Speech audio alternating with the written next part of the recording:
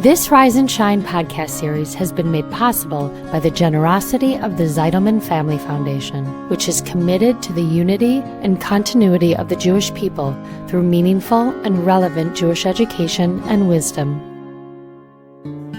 In Jewish life, not only do we have a mandate to show gratitude for the bounty we eat, but we're also meant to elevate all of the physical world by attaching it to its source, its creator, our creator.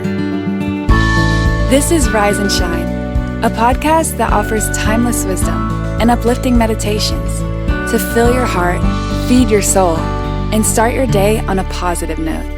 Here is Adrienne Gold Davis. Do you remember that scene in Fiddler on the Roof when the men ask their Anatevka village rabbi the blessing for the evil czar?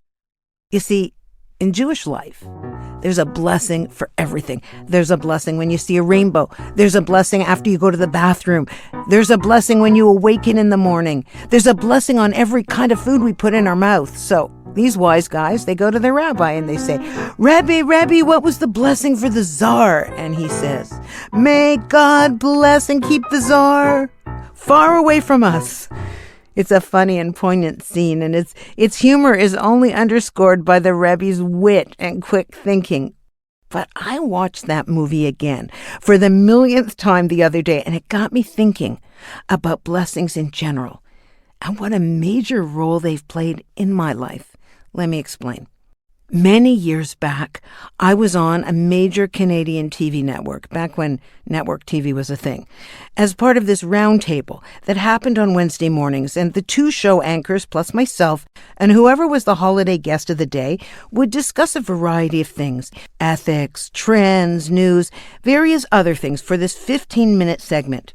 And on this particular day, one of the participants at the roundtable was a man who owned an enormous nationwide chain of garden nurseries. He was a very esteemed horticulturist. And that day on the news, there happened to have been a story about the disappearing banana crops and how the world would adapt and adjust to the shortage. So one of the hosts says, can't they just plant more banana trees then? At that moment, I pipe in quickly and say, but bananas are not tree fruits, actually, so that won't work. So the horticulturist looks at me open-mouthed. How does a fashion and style expert know something like that, he asks. I mean, she's right, he said. A banana grows on a root, not a tree.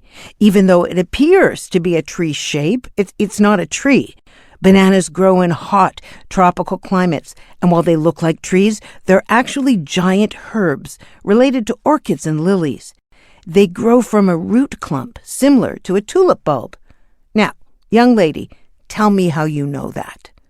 Well, I explained, I'm an observant Jew, and I say a prayer that we call a blessing over everything I put in my mouth. And there's a prayer for tree fruits like apples and peaches and pears and oranges.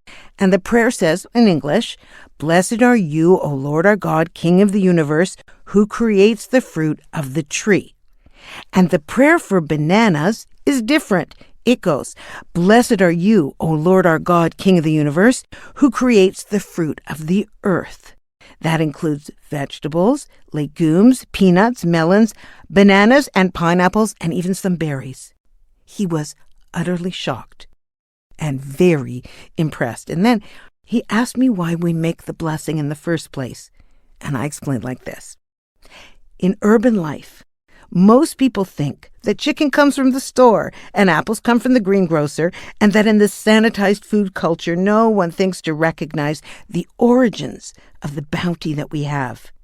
And that in Jewish life, not only do we have a mandate to show gratitude for the bounty we eat, but we're also meant to elevate all of the physical world by attaching it to its source, its creator, our creator, and pausing before consuming to remember the source and also the ultimate source of our food is a spiritual mindfulness concept that builds gratitude and humility.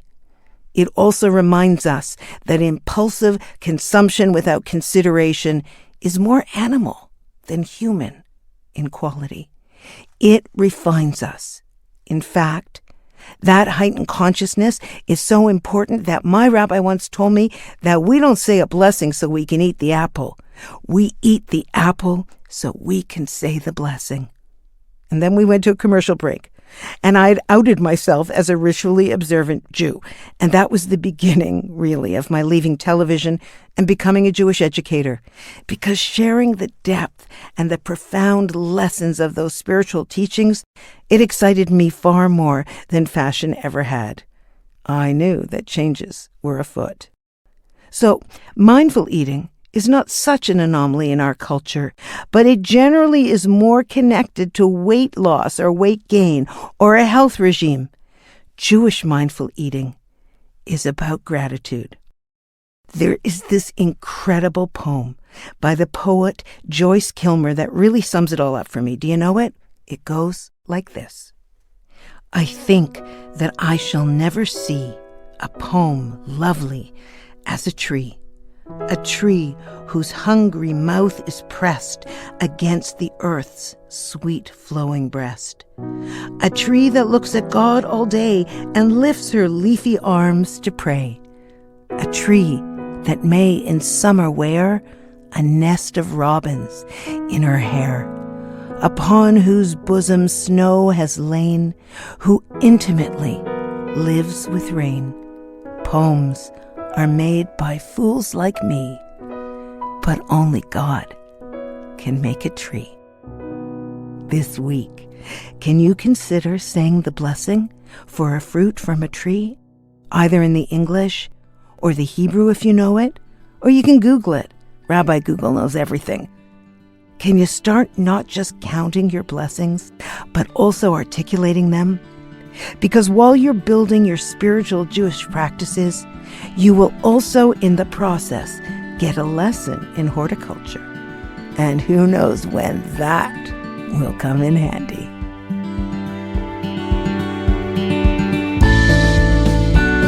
Thanks for listening to Rise and Shine. Don't forget to rate, review, and subscribe to Momentum Podcasts on Apple, Spotify, or wherever you get your podcasts.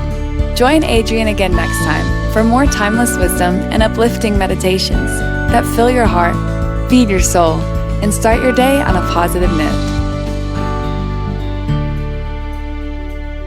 This podcast was sponsored by the Zeidelman Family Foundation. Spread the wisdom. Inspire Jewish individuals around the globe by supporting Momentum's podcasts. To sponsor, contact podcast@momentumunlimited.org. You're listening to a Momentum podcast. For unlimited inspiration, wisdom, and empowerment, visit momentumunlimited.org.